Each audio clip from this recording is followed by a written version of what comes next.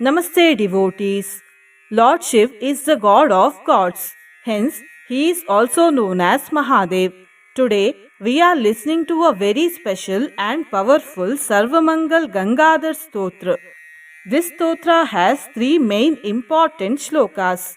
Lord Shiv is also called by the name Gangadhar as he holds Mother Ganga in his chatas. We have chanted this stotra for 30 times. This stotra gives justice, prevents difficulties from entering devotee's life, removes obstacles in the path of success, gives fame, and destroys sins of many lives. The phrase used in the stotra is Bahujanma Sanchitam Hatva Papam. Listen to this stotra for complete 30 times and get complete benefits of this stotra. Before that, if you are new to the channel, subscribe the channel, press the nearby bell icon and select all option. प्रातः स्मरामि भवभीतिहरं सुरेशम् गङ्गाधरं वृषभवासनमम्बिकेशवम् खट्वाङ्गशूलवरदाभयहस्तमीशम् संसाररोगहरम् औषधम् अद्वितीयम् प्रातर्नमामि गिरीशं गिरिजार्धदेहम् सर्गस्थितिप्रलयकारणमादिदेवम् विश्वेश्वरं विजिततत्त्वमनोभिरामम् संसाररोगहरम् औषधम् अद्वितीयम् प्रातर्भजामि शिवमेकमनन्तमाद्यम् वेदान्तवेद्यमनघं पुरुषं महान्तम् नामादिभेदरहितं षड्भावशून्यम् संसाररोगहरम् औषधम् अद्वितीयम् प्रातः समुत्थायं शिवं विचिन्त्य श्लोकत्रयं ये अनुदिनं पठन्ति ते दुःखजातं बहुजन्मसञ्चितं हित्वा पापं यान्ति तदेव शम्भो गङ्गाधरमुमाश्लिष्टं सर्वमङ्गलभाजनम् चिन्तयेत् प्रातरुत्थाय सर्वविघ्नौघशान्तये प्रातः स्मरामि भवभीतिहरं सुरेशम् गङ्गाधरं वृषभवासनमम्बिकेशवम् खट्वाङ्गशूलवरदाभयहस्तमीशम् संसाररोगहरम् औषधम् अद्वितीयम्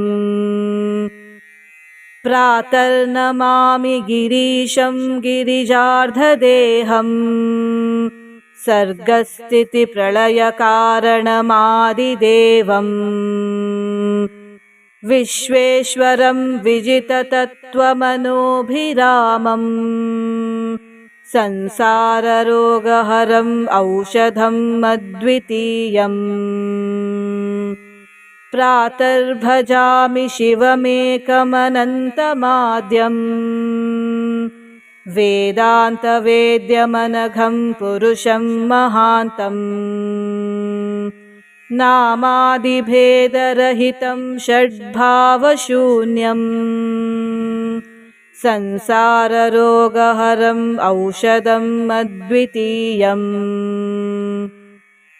प्रातः समुत्थायं शिवं विचिन्त्य श्लोकत्रयं ये अनुदिनं पठन्ति ते दुःखजातं बहुजन्मसञ्चितम् हित्वा पापं यान्ति तदेव शम्भो गङ्गाधरमुमाश्लिष्टं सर्वमङ्गलभाजनम् चिन्तयेत् प्रातरुत्थाय सर्वविघ्नौघशान्तये प्रातः स्मरामि भवभीतिहरं सुरेशम् गङ्गाधरं वृषभवासनमम्बिकेशवम् खट्वाङ्गशूलवरदाभयहस्तमीशम् संसाररोगहरम् औषधम् अद्वितीयम् प्रातर्नमामि गिरीशं गिरिजार्धदेहम् सर्गस्थितिप्रलयकारणमादिदेवम् विश्वेश्वरं विजिततत्त्वमनोभिरामम् संसाररोगहरम् औषधम् अद्वितीयम् प्रातर्भजामि शिवमेकमनन्तमाद्यम् वेदान्तवेद्यमनघं पुरुषं महान्तम् नामादिभेदरहितं षड्भावशून्यम् संसाररोगहरम् औषधम् अद्वितीयम् प्रातः समुत्थाय शिवं विचिन्त्य श्लोकत्रयं ये अनुदिनं पठन्ति ते दुःखजातं बहुजन्मसञ्चितं हित्वा पापं यान्ति तदेव शम्भो गङ्गाधरमुमाश्लिष्टं सर्वमङ्गलभाजनम् चिन्तयेत् प्रातरुत्थाय सर्वविघ्नौघशान्तये प्रातः स्मरामि भवभीतिहरं सुरेशम् गङ्गाधरं वृषभवासनमम्बिकेशवम् खट्वाङ्गशूलवरदाभयहस्तमीशम् संसाररोगहरम् औषधम् अद्वितीयम् प्रातर्नमामि गिरीशं गिरिजार्धदेहम् सर्गस्थितिप्रलयकारणमादिदेवम् विश्वेश्वरं विजिततत्त्वमनोभिरामम् संसाररोगहरम् औषधम् अद्वितीयम् प्रातर्भजामि शिवमेकमनन्तमाद्यम् वेदान्तवेद्यमनघं पुरुषं महान्तम् नामादिभेदरहितं षड्भावशून्यम् संसाररोगहरम् औषधम् अद्वितीयम् प्रातः समुत्थाय शिवं विचिन्त्य श्लोकत्रयं ये अनुदिनं पठन्ति ते दुःखजातं बहुजन्मसञ्चितं हित्वा पापं यान्ति तदेव शम्भो गङ्गाधरमुमाश्लिष्टं सर्वमङ्गलभाजनम् चिन्तयेत् प्रातरुत्थाय सर्वविघ्नौघशान्तये प्रातः स्मरामि भवभीतिहरं सुरेशम् गङ्गाधरं वृषभवासनमम्बिकेशवम् खट्वाङ्गशूलवरदाभयहस्तमीशम् संसाररोगहरम् औषधम् अद्वितीयम्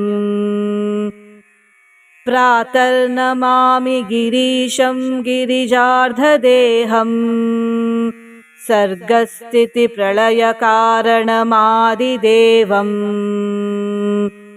विश्वेश्वरं विजिततत्त्वमनोभिरामम् संसाररोगहरम् औषधम् अद्वितीयम् प्रातर्भजामि शिवमेकमनन्तमाद्यम् वेदान्तवेद्यमनघं पुरुषं महान्तम्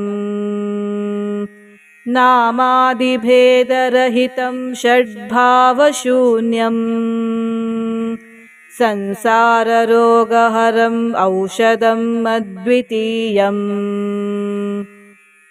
प्रातः समुत्थायं शिवं विचिन्त्य श्लोकत्रयं ये अनुदिनं पठन्ति ते दुःखजातं बहुजन्म सञ्चितं हित्वा पापं यान्ति तदेव शम्भो गङ्गाधरमुमाश्लिष्टं सर्वमङ्गलभाजनम् चिन्तयेत् प्रातरुत्थाय सर्वविघ्नौघशान्तये प्रातः स्मरामि भवभीतिहरं सुरेशम् गङ्गाधरं वृषभवासनमम्बिकेशवम् खट्वाङ्गशूलवरदाभयहस्तमीशम् संसाररोगहरम् औषधम् अद्वितीयम्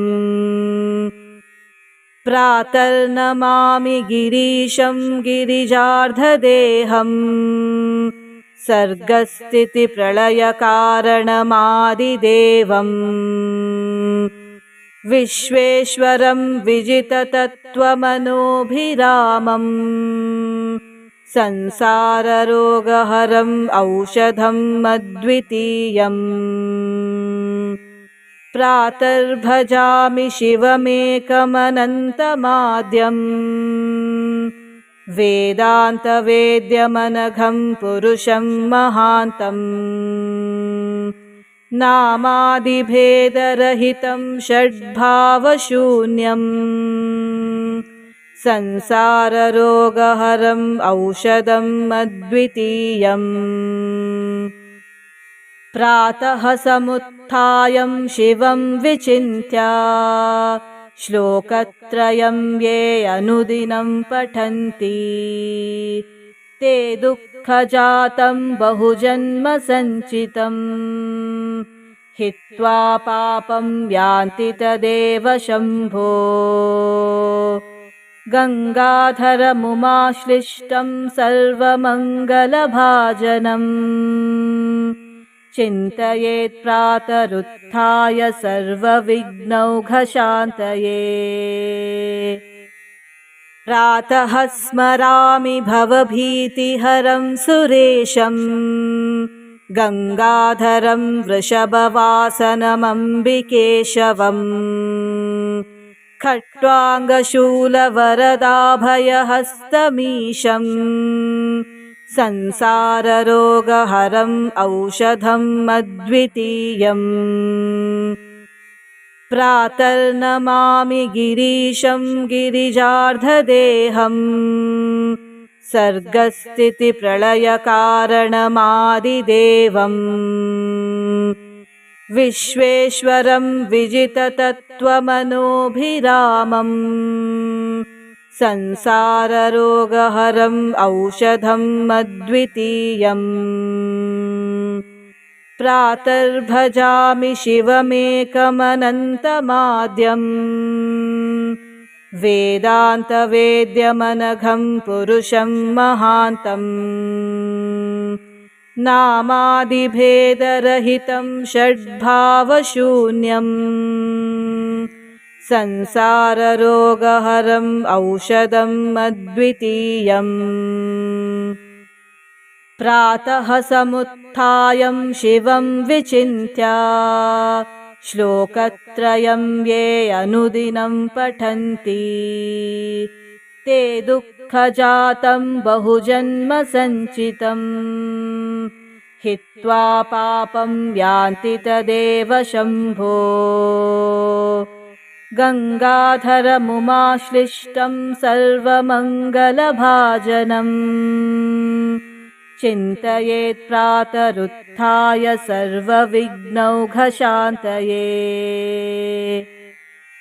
प्रातः स्मरामि भवभीतिहरं सुरेशम् गङ्गाधरं वृषभवासनमम्बिकेशवम् खट्वाङ्गशूलवरदाभयहस्तमीशम् संसाररोगहरम् औषधम् अद्वितीयम् प्रातर्नमामि गिरीशं गिरिजार्धदेहम् सर्गस्थितिप्रलयकारणमादिदेवम् विश्वेश्वरं विजिततत्त्वमनोभिरामम् संसाररोगहरम् औषधम् अद्वितीयम् प्रातर्भजामि शिवमेकमनन्तमाद्यम् वेदान्तवेद्यमनघं पुरुषं महान्तम् नामादिभेदरहितं षड्भावशून्यम् संसाररोगहरम् औषधम् अद्वितीयम् प्रातः समुत्थायं शिवं विचिन्त्य श्लोकत्रयं ये अनुदिनं पठन्ति ते दुःखजातं बहुजन्म सञ्चितं हित्वा पापं यान्ति तदेव शम्भो गङ्गाधरमुमाश्लिष्टं सर्वमङ्गलभाजनम् चिन्तयेत् प्रातरुत्थाय सर्वविघ्नौघशान्तये प्रातः स्मरामि भवभीतिहरं सुरेशम् गङ्गाधरं वृषभवासनमम्बिकेशवम् खट्वाङ्गशूलवरदाभयहस्तमीशम् संसाररोगहरम् औषधम् अद्वितीयम् प्रातर्नमामि गिरीशं गिरिजार्धदेहम् सर्गस्थितिप्रलयकारणमादिदेवम् विश्वेश्वरं विजिततत्त्वमनोभिरामम् संसाररोगहरम् औषधम् अद्वितीयम् प्रातर्भजामि शिवमेकमनन्तमाद्यम् वेदान्तवेद्यमनघं पुरुषं महान्तम् नामादिभेदरहितं षड्भावशून्यम् संसाररोगहरम् औषधम् अद्वितीयम् प्रातः समुत्थायं शिवं विचिन्त्य श्लोकत्रयं ये अनुदिनं पठन्ति ते दुःखजातं बहुजन्म सञ्चितं हित्वा पापं यान्ति तदेव शम्भो गङ्गाधरमुमाश्लिष्टं सर्वमङ्गलभाजनम् चिन्तयेत् प्रातरुत्थाय सर्वविघ्नौघशान्तये प्रातः स्मरामि भवभीतिहरं सुरेशम् गङ्गाधरं वृषभवासनमम्बिकेशवम् खट्वाङ्गशूलवरदाभयहस्तमीशम् संसाररोगहरम् औषधम् अद्वितीयम् प्रातर्नमामि गिरीशं गिरिजार्धदेहम् सर्गस्थितिप्रलयकारणमादिदेवम् विश्वेश्वरं विजिततत्त्वमनोभिरामम् संसाररोगहरम् औषधम् अद्वितीयम् प्रातर्भजामि शिवमेकमनन्तमाद्यम् वेदान्तवेद्यमनघं पुरुषं महान्तम् नामादिभेदरहितं षड्भावशून्यम् संसाररोगहरम् औषधम् अद्वितीयम् प्रातः समुत्थायं शिवं विचिन्त्य श्लोकत्रयं ये अनुदिनं पठन्ति ते दुःखजातं बहुजन्म सञ्चितम् हित्वा पापं यान्ति तदेव शम्भो गङ्गाधरमुमाश्लिष्टं सर्वमङ्गलभाजनम् चिन्तयेत् प्रातरुत्थाय सर्वविघ्नौघशान्तये प्रातः स्मरामि भवभीतिहरं सुरेशम् गङ्गाधरं वृषभवासनमम्बिकेशवम् खट्वाङ्गशूलवरदाभयहस्तमीशम् संसाररोगहरम् औषधम् अद्वितीयम् प्रातर्नमामि गिरीशं गिरिजार्धदेहम् सर्गस्थितिप्रलयकारणमादिदेवम् विश्वेश्वरं विजिततत्त्वमनोभिरामम् संसाररोगहरम् औषधम् अद्वितीयम् प्रातर्भजामि शिवमेकमनन्तमाद्यम् वेदान्तवेद्यमनघं पुरुषं महान्तम् नामादिभेदरहितं षड्भावशून्यम् संसाररोगहरम् औषधम् अद्वितीयम् प्रातः समुत्थायं शिवं विचिन्त्य श्लोकत्रयं ये अनुदिनं पठन्ति ते दुःखजातं बहुजन्म सञ्चितम् हित्वा पापं यान्ति तदेव शम्भो गङ्गाधरमुमाश्लिष्टं सर्वमङ्गलभाजनम् चिन्तयेत् प्रातरुत्थाय सर्वविघ्नौघशान्तये प्रातः स्मरामि भवभीतिहरं सुरेशम् गङ्गाधरं वृषभवासनमम्बिकेशवम् खट्वाङ्गशूलवरदाभयहस्तमीशम् संसाररोगहरम् औषधम् अद्वितीयम् प्रातर्नमामि गिरीशं गिरिजार्धदेहम् सर्गस्थितिप्रलयकारणमादिदेवम् विश्वेश्वरं विजिततत्त्वमनोभिरामम् संसाररोगहरम् औषधम् अद्वितीयम् प्रातर्भजामि शिवमेकमनन्तमाद्यम् वेदान्तवेद्यमनघं पुरुषं महान्तम् नामादिभेदरहितं षड्भावशून्यम् संसाररोगहरम् औषधम् अद्वितीयम्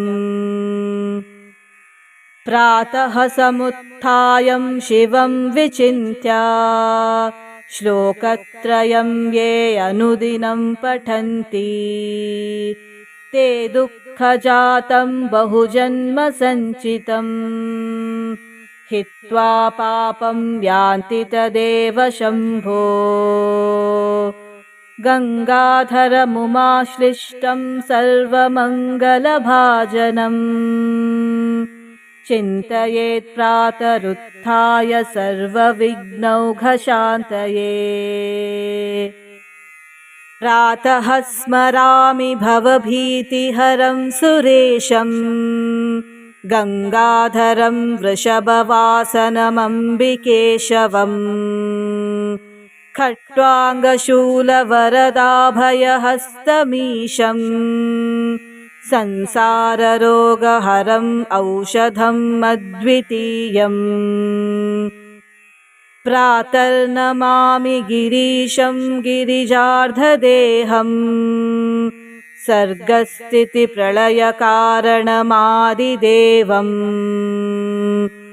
विश्वेश्वरं विजिततत्त्वमनोभिरामम् संसाररोगहरम् औषधम् अद्वितीयम् प्रातर्भजामि शिवमेकमनन्तमाद्यम् वेदान्तवेद्यमनघं पुरुषं महान्तम् नामादिभेदरहितं षड्भावशून्यम् संसाररोगहरम् औषधम् अद्वितीयम् प्रातः समुत्थायं शिवं विचिन्त्य श्लोकत्रयं ये अनुदिनं पठन्ति ते दुःखजातं बहुजन्मसञ्चितं हित्वा पापं यान्ति तदेव शम्भो गङ्गाधरमुमाश्लिष्टं सर्वमङ्गलभाजनम् चिन्तयेत् प्रातरुत्थाय सर्वविघ्नौघशान्तये प्रातः स्मरामि भवभीतिहरं सुरेशम् गङ्गाधरं वृषभवासनमम्बिकेशवम् खट्वाङ्गशूलवरदाभयहस्तमीशम् संसाररोगहरम् औषधम् अद्वितीयम् प्रातर्नमामि गिरीशं गिरिजार्धदेहम् सर्गस्थितिप्रलयकारणमादिदेवम् विश्वेश्वरं विजिततत्त्वमनोभिरामम् संसाररोगहरम् औषधम् अद्वितीयम् प्रातर्भजामि शिवमेकमनन्तमाद्यम् वेदान्तवेद्यमनघं पुरुषं महान्तम् नामादिभेदरहितं षड्भावशून्यम् संसाररोगहरम् औषधम् अद्वितीयम् प्रातः समुत्थायं शिवं विचिन्त्य श्लोकत्रयं ये अनुदिनं पठन्ति ते दुःखजातं बहुजन्मसञ्चितं हित्वा पापं यान्ति तदेव शम्भो गङ्गाधरमुमाश्लिष्टं सर्वमङ्गलभाजनम् चिन्तयेत् प्रातरुत्थाय सर्वविघ्नौघशान्तये प्रातः स्मरामि भवभीतिहरं सुरेशम् गङ्गाधरं वृषभवासनमम्बिकेशवम् खट्वाङ्गशूलवरदाभयहस्तमीशम् संसाररोगहरम् औषधम् अद्वितीयम्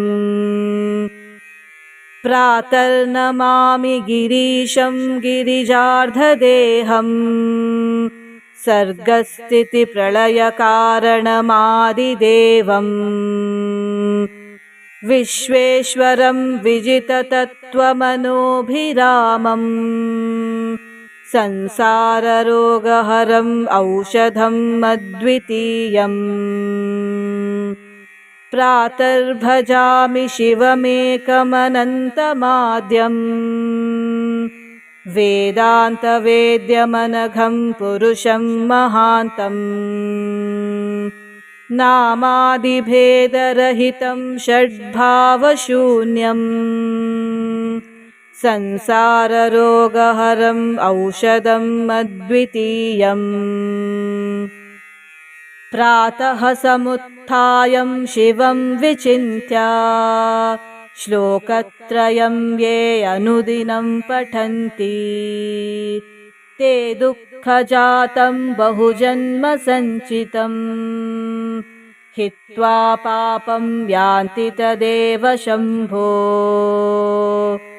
गङ्गाधरमुमाश्लिष्टं सर्वमङ्गलभाजनम् चिन्तयेत् प्रातरुत्थाय सर्वविघ्नौघशान्तये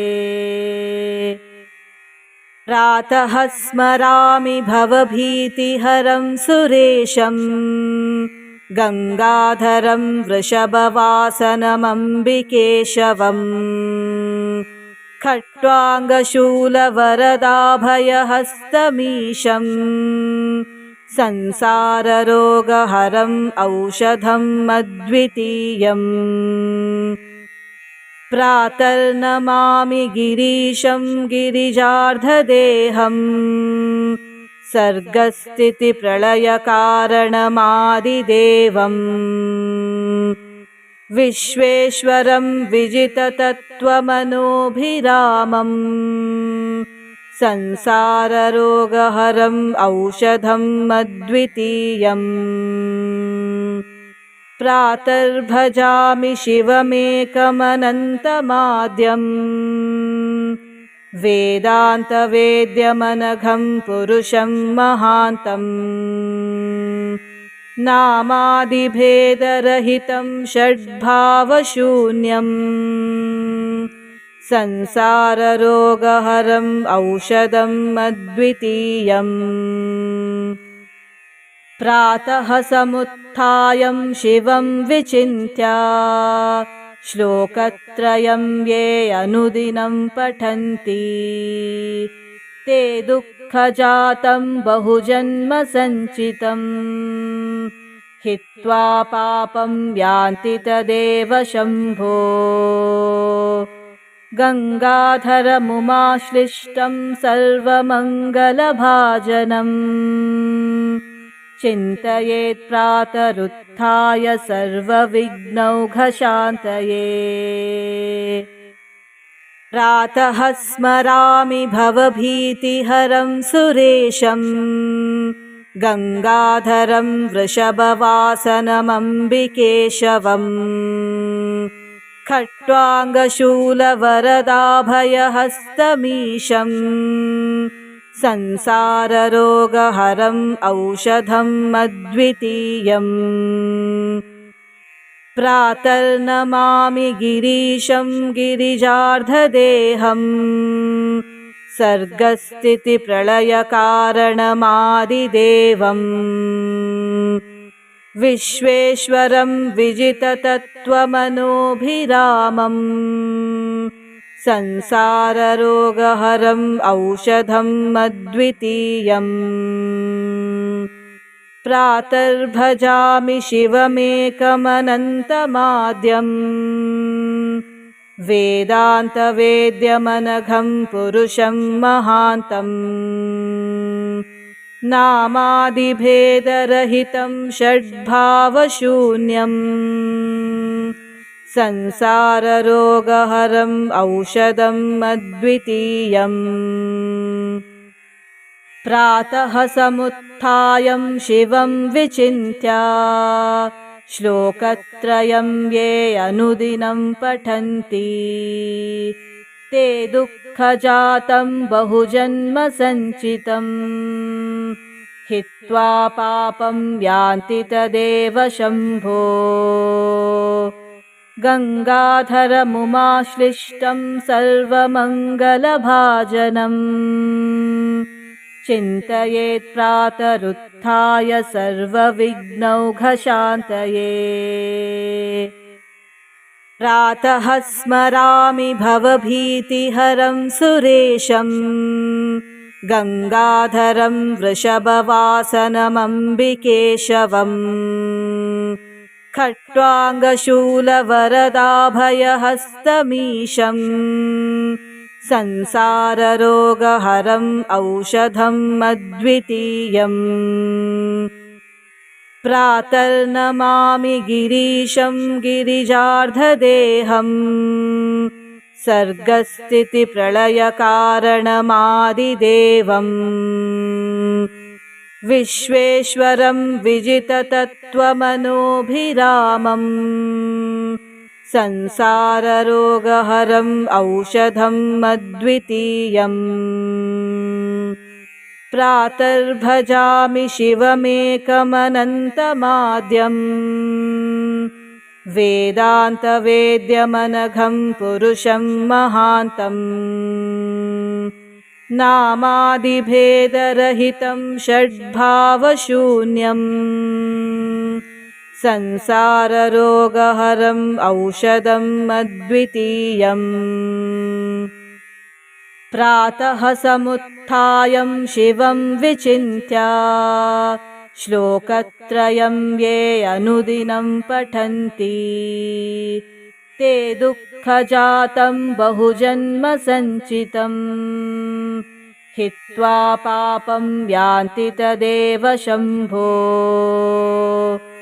गङ्गाधरमुमाश्लिष्टं सर्वमङ्गलभाजनम् चिन्तयेत् प्रातरुत्थाय सर्वविघ्नौघशान्तये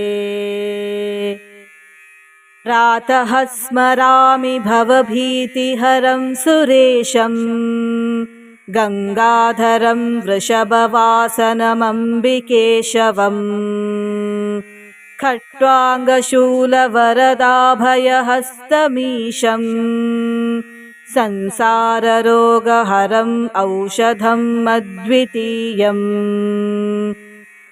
प्रातर्नमामि गिरीशं गिरिजार्धदेहम् सर्गस्थितिप्रलयकारणमादिदेवम् विश्वेश्वरं विजिततत्त्वमनोभिरामम् संसाररोगहरम् औषधम् अद्वितीयम् प्रातर्भजामि शिवमेकमनन्तमाद्यम् वेदान्तवेद्यमनघं पुरुषं महान्तम् नामादिभेदरहितं षड्भावशून्यम् संसाररोगहरम् औषधम् अद्वितीयम् प्रातः समुत्थाय शिवं विचिन्त्य श्लोकत्रयं ये अनुदिनं पठन्ति ते दुःखजातं बहुजन्म सञ्चितं हित्वा पापं यान्ति तदेव शम्भो गङ्गाधरमुमाश्लिष्टं सर्वमङ्गलभाजनम् चिन्तयेत् प्रातरुत्थाय सर्वविघ्नौघशान्तये प्रातः स्मरामि भवभीतिहरं सुरेशं गङ्गाधरं वृषभवासनमम्बिकेशवम् खट्वाङ्गशूलवरदाभयहस्तमीशम् संसाररोगहरम् औषधम् अद्वितीयम् प्रातर्नमामि गिरीशं गिरिजार्धदेहम् सर्गस्थितिप्रलयकारणमादिदेवम् विश्वेश्वरं विजिततत्त्वमनोभिरामम् संसाररोगहरम् औषधम् अद्वितीयम् प्रातर्भजामि शिवमेकमनन्तमाद्यम् वेदान्तवेद्यमनघं पुरुषं महान्तम् नामादिभेदरहितं षड्भावशून्यम् संसाररोगहरम् औषधम् अद्वितीयम् प्रातः समुत्थाय शिवं विचिन्त्य श्लोकत्रयं ये अनुदिनं पठन्ति ते दुःखजातं बहुजन्म सञ्चितं हित्वा पापं यान्ति तदेव शम्भो गङ्गाधरमुमाश्लिष्टं सर्वमङ्गलभाजनम् चिन्तयेत् प्रातरुत्थाय सर्वविघ्नौघशान्तये। प्रातः स्मरामि भवभीतिहरं सुरेशम् गङ्गाधरं वृषभवासनमम्बिकेशवम् खट्वाङ्गशूलवरदाभयहस्तमीशम् संसाररोगहरम् औषधम् अद्वितीयम्। प्रातर्नमामि गिरीशं गिरिजार्धदेहम् सर्गस्थितिप्रलयकारणमादिदेवम् विश्वेश्वरं विजिततत्त्वमनोभिरामम् संसाररोगहरम् औषधम् अद्वितीयम्। प्रातर्भजामि शिवमेकमनन्तमाद्यम् वेदान्तवेद्यमनघं पुरुषं महान्तम् नामादिभेदरहितं षड्भावशून्यम् संसाररोगहरम् औषधम् अद्वितीयम्। प्रातः समुत्थाय शिवं विचिन्त्य श्लोकत्रयं ये अनुदिनं पठन्ति ते दुःखजातं बहुजन्म सञ्चितं हित्वा पापं यान्ति तदेव शम्भो। गङ्गाधरमुमाश्लिष्टं सर्वमङ्गलभाजनम् चिन्तयेत् प्रातरुत्थाय सर्वविघ्नौघशान्तये। प्रातः स्मरामि भवभीतिहरं सुरेशम् गङ्गाधरं वृषभवासनमम्बिकेशवम् खट्वाङ्गशूलवरदाभयहस्तमीशम् संसाररोगहरम् औषधम् अद्वितीयम्। प्रातर्नमामि गिरीशं गिरिजार्धदेहम् सर्गस्थितिप्रलयकारणमादिदेवम् विश्वेश्वरं विजिततत्त्वमनोभिरामम् संसाररोगहरम् औषधम् अद्वितीयम्। प्रातर्भजामि शिवमेकमनन्तमाद्यम् वेदान्तवेद्यमनघं पुरुषं महान्तम् नामादिभेदरहितं षड्भावशून्यम् संसाररोगहरम् औषधम् अद्वितीयम्। प्रातः समुत्थाय शिवं विचिन्त्य श्लोकत्रयं ये अनुदिनं पठन्ति ते दुःखजातं बहुजन्म सञ्चितं हित्वा पापं यान्ति तदेव शम्भो। गङ्गाधरमुमाश्लिष्टं सर्वमङ्गलभाजनम् चिन्तयेत् प्रातरुत्थाय सर्वविघ्नौघशान्तये। प्रातः स्मरामि भवभीतिहरं सुरेशम् गङ्गाधरं वृषभवासनमम्बिकेशवम् खट्वाङ्गशूलवरदाभयहस्तमीशम् संसाररोगहरम् औषधम् अद्वितीयम्। प्रातर्नमामि गिरीशं गिरिजार्धदेहम् सर्गस्थितिप्रलयकारणमादिदेवम् विश्वेश्वरं विजिततत्त्वमनोभिरामम् संसाररोगहरम् औषधम् अद्वितीयम्। प्रातर्भजामि शिवमेकमनन्तमाद्यम्। वेदान्तवेद्यमनघं पुरुषं महान्तम्। नामादिभेदरहितं षड्भावशून्यम्। संसाररोगहरम् औषधम् अद्वितीयम्।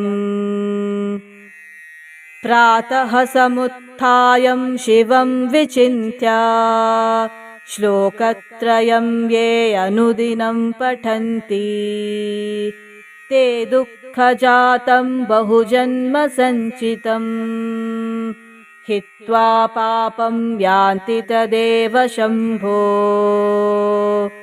गङ्गाधरमुमाश्लिष्टं सर्वमङ्गलभाजनम् चिन्तयेत् प्रातरुत्थाय सर्वविघ्नौघशान्तये। प्रातः स्मरामि भवभीतिहरं सुरेशं गङ्गाधरं वृषभवासनमम्बिकेशवम्। खट्वाङ्गशूलवरदाभयहस्तमीशम् संसाररोगहरम् औषधम् अद्वितीयम्। प्रातर्नमामि गिरीशं गिरिजार्धदेहम् सर्गस्थितिप्रलयकारणमादिदेवम्। विश्वेश्वरं विजिततत्त्वमनोभिरामम् संसाररोगहरम् औषधम् अद्वितीयम्। प्रातर्भजामि शिवमेकमनन्तमाद्यम्। वेदान्तवेद्यमनघं पुरुषं महान्तम्। नामादिभेदरहितं षड्भावशून्यम्। संसाररोगहरम् औषधम् अद्वितीयम्। प्रातः समुत्थायं शिवं विचिन्त्य श्लोकत्रयं ये अनुदिनं पठन्ति ते दुःखजातं बहुजन्म सञ्चितं हित्वा पापं यान्ति तदेव शम्भो। गङ्गाधरमुमाश्लिष्टं सर्वमङ्गलभाजनम् चिन्तयेत् प्रातरुत्थाय सर्वविघ्नौघशान्तये। प्रातः स्मरामि भवभीतिहरं सुरेशं गङ्गाधरं वृषभवासनमम्बिकेशवम्। खट्वाङ्गशूलवरदाभयहस्तमीशम् संसाररोगहरम् औषधम् अद्वितीयम्। प्रातर्नमामि गिरीशं गिरिजार्धदेहम् सर्गस्थितिप्रलयकारणमादिदेवम्। विश्वेश्वरं विजिततत्त्वमनोभिरामम् संसाररोगहरम् औषधम् अद्वितीयम्। प्रातर्भजामि शिवमेकमनन्तमाद्यम्। वेदान्तवेद्यमनघं पुरुषं महान्तम्। नामादिभेदरहितं षड्भावशून्यम्। संसाररोगहरम् औषधम् अद्वितीयम्। प्रातः समुत्थायं शिवं विचिन्त्य श्लोकत्रयं ये अनुदिनं पठन्ति ते दुःखजातं बहुजन्म सञ्चितं हित्वा पापं यान्ति तदेव शम्भो। गङ्गाधरमुमाश्लिष्टं सर्वमङ्गलभाजनम् चिन्तयेत् प्रातरुत्थाय सर्वविघ्नौघशान्तये। प्रातः स्मरामि भवभीतिहरं सुरेशम् गङ्गाधरं वृषभवासनमम्बिकेशवम् खट्वाङ्गशूलवरदाभयहस्तमीशम् संसाररोगहरम् औषधम् अद्वितीयम्। प्रातर्नमामि गिरीशं गिरिजार्धदेहम् सर्गस्थितिप्रलयकारणमादिदेवम् विश्वेश्वरं विजिततत्त्वमनोभिरामम् संसाररोगहरम् औषधम् अद्वितीयम्। प्रातर्भजामि शिवमेकमनन्तमाद्यम् वेदान्तवेद्यमनघं पुरुषं महान्तम् नामादिभेदरहितं षड्भावशून्यम्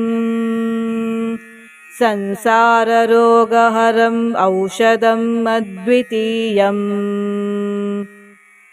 प्रातः समुत्थाय शिवं विचिन्त्य श्लोकत्रयं ये अनुदिनं पठन्ति ते दुःखजातं बहुजन्म सञ्चितं हित्वा पापं यान्ति तदेव शम्भो।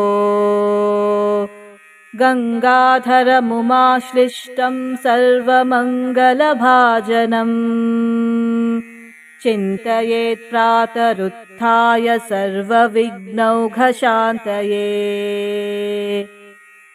प्रातः स्मरामि भवभीतिहरं सुरेशम् गङ्गाधरं वृषभवासनमम्बिकेशवम् खट्वाङ्गशूलवरदाभयहस्तमीशम् संसाररोगहरम् औषधम् अद्वितीयम्। प्रातर्नमामि गिरीशं गिरिजार्धदेहम् सर्गस्थितिप्रलयकारणमादिदेवम् विश्वेश्वरं विजिततत्त्वमनोभिरामम् संसाररोगहरम् औषधम् अद्वितीयम्।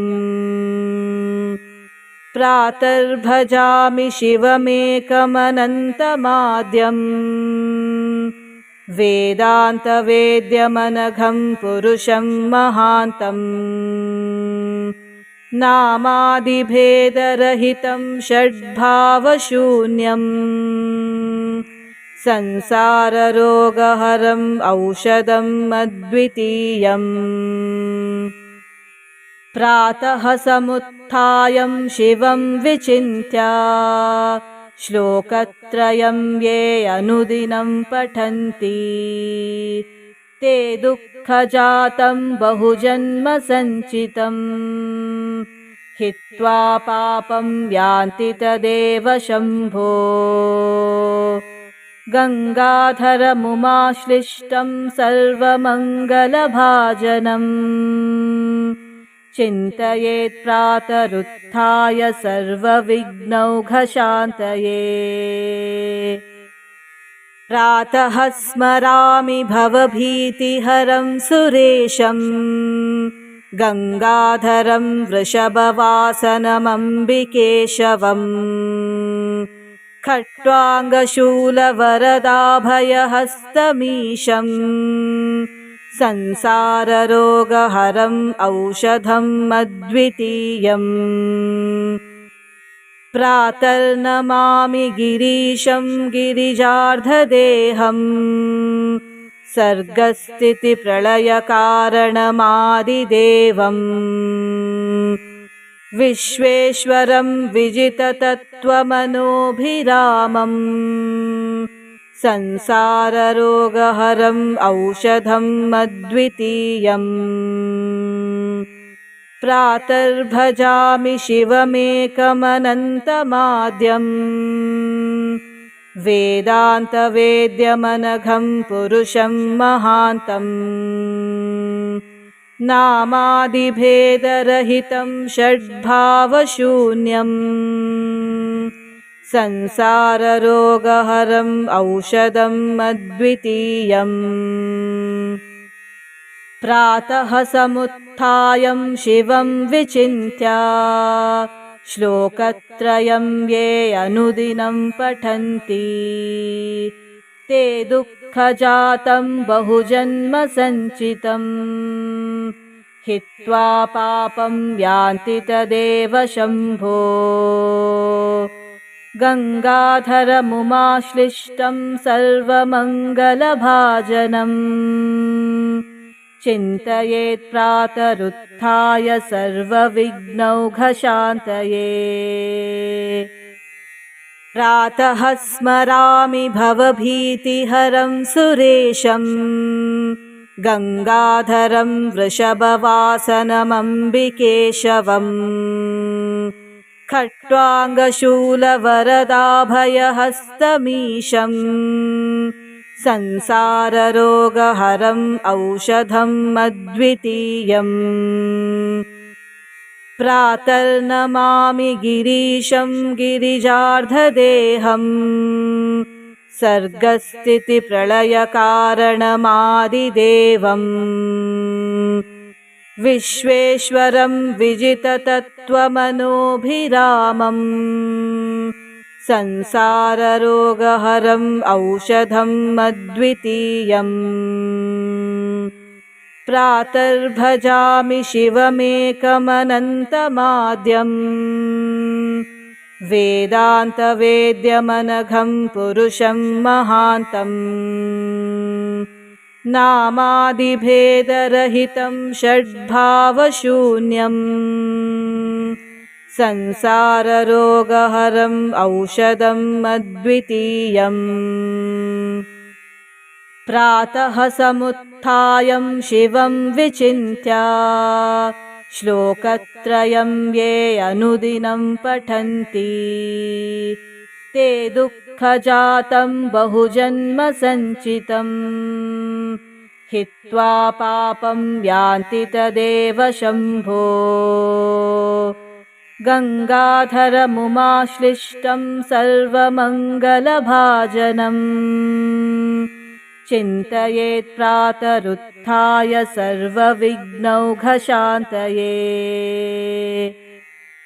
प्रातः स्मरामि भवभीतिहरं सुरेशं गङ्गाधरं वृषभवासनमम्बिकेशवम् खट्वाङ्गशूलवरदाभयहस्तमीशम् संसाररोगहरम् औषधम् अद्वितीयम् प्रातर्नमामि गिरीशं गिरिजार्धदेहम् सर्गस्थितिप्रलयकारणमादिदेवम् विश्वेश्वरं विजिततत्त्वमनोभिरामम् संसाररोगहरम् औषधम् अद्वितीयम् प्रातर्भजामि शिवमेकमनन्तमाद्यम् वेदान्तवेद्यमनघं पुरुषं महान्तम् नामादिभेदरहितं षड्भावशून्यम् संसाररोगहरम् औषधम् अद्वितीयम् प्रातः समुत्थाय शिवं विचिन्त्य श्लोकत्रयं ये अनुदिनं पठन्ति ते दुःखजातं बहुजन्म सञ्चितं हित्वा पापं यान्ति तदेव शम्भो गङ्गाधरमुमाश्लिष्टं सर्वमङ्गलभाजनम् चिन्तयेत् प्रातरुत्थाय सर्वविघ्नौघशान्तये प्रातः स्मरामि भवभीतिहरं सुरेशं गङ्गाधरं वृषभवासनमम्बिकेशवम् खट्वाङ्गशूलवरदाभयहस्तमीशम् संसाररोगहरम् औषधम् अद्वितीयम् प्रातर्नमामि गिरीशं गिरिजार्धदेहम् सर्गस्थितिप्रलयकारणमादिदेवम् विश्वेश्वरं विजिततत्त्वमनोभिरामम् संसाररोगहरम् औषधम् अद्वितीयम् प्रातर्भजामि शिवमेकमनन्तमाद्यम् वेदान्तवेद्यमनघं पुरुषं महान्तम् नामादिभेदरहितं षड्भावशून्यम् संसाररोगहरम् औषधम् अद्वितीयम् प्रातः समुत्थायं शिवं विचिन्त्य श्लोकत्रयं ये अनुदिनं पठन्ति ते दुःखजातं बहुजन्म सञ्चितं हित्वा पापं यान्ति तदेव शम्भो गङ्गाधरमुमाश्लिष्टं सर्वमङ्गलभाजनम् चिन्तयेत् प्रातरुत्थाय सर्वविघ्नौघशान्तये।